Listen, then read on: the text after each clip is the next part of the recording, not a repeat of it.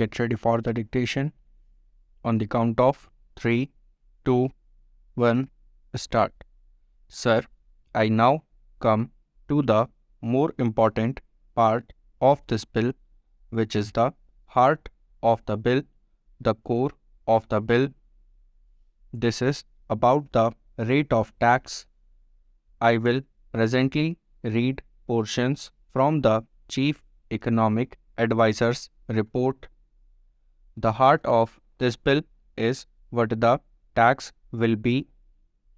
It is not a matter between the Union Finance Minister and the State Finance Ministers.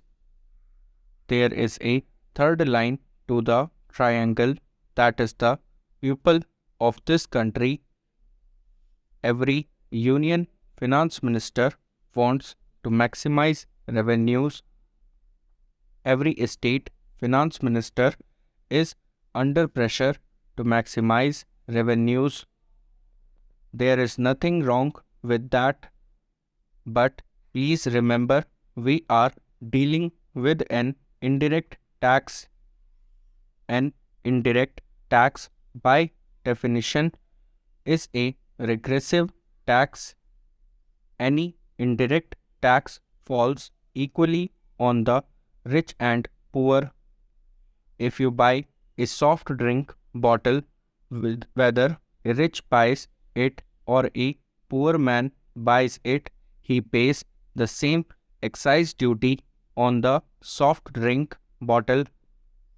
That is why world over indirect taxes being regressive in nature, the trend is to keep them as low as possible.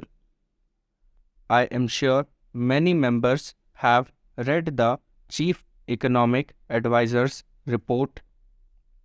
If not, I would urge you to please read it. The cover tells the story. In high-income countries, the average GST rate is 16.8%. In emerging market economies like India, the average is 14.1%. So, world over 190 countries have one form or the other of GST. It is between 14.1% and 16.8%. The idea is, being an indirect tax, it should be kept as low as possible. The taxes that fall more on the rich and less on the poor are income tax and corporate tax. Those are the taxes consistent with other goals which the country may have. Those are the taxes which must be of principal sources of revenue. In fact, for many years in this country, there is a complete tax distortion.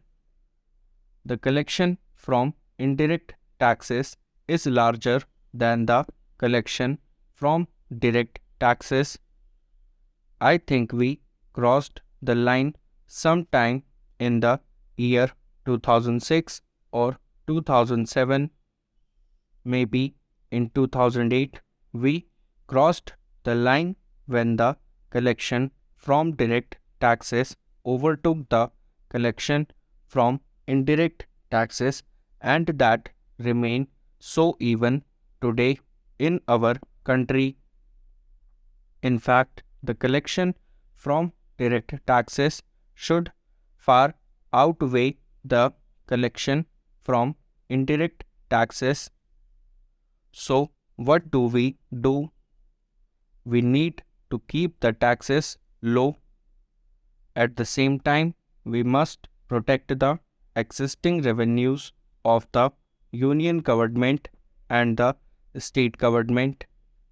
So, how do we go about it?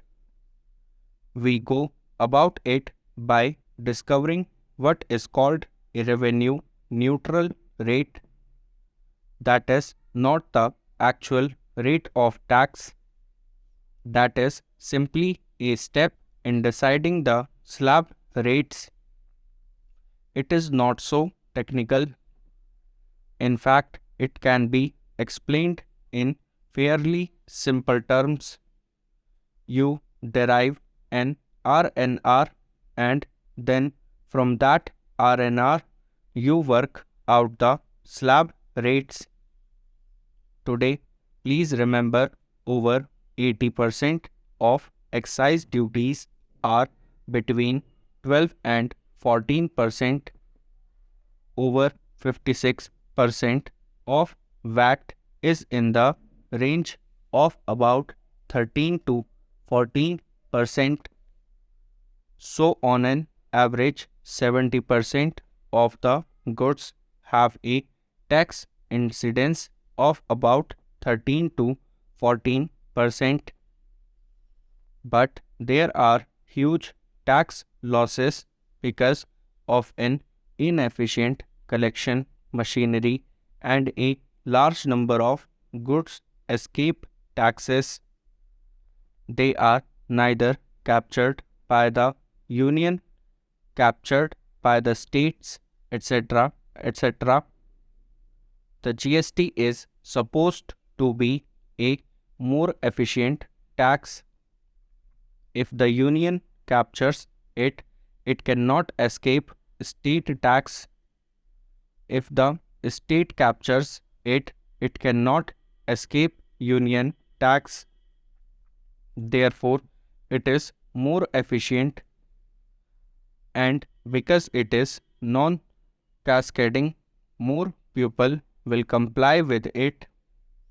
Because it is a self-audit method, a chain of transactions, it is very difficult to escape the tax. All these are argued everywhere, and I don't wish to repeat those arguments. Now, the chief economic advisor of the government, working with experts including state government representatives, arrived at an RNR of 15 to 15.5 and then suggested that the standard rate should be 18. The Congress party did not pluck 18 from the air. This 18 came out of your report. The standard rate must be 18. You can have then a lower rate less than 18, and you can have a demerit rate of more than 18.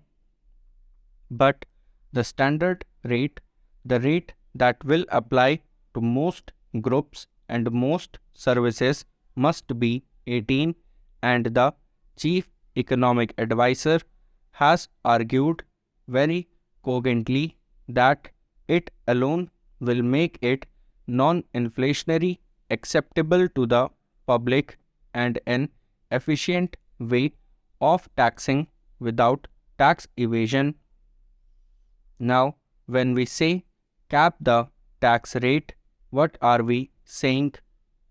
We are saying that this rate should not be changed by the whim of the executive. Today, excise duties are changed by the whim of the executive. 3 days ago, they reduced the price of petrol and diesel. 3 days later, they increased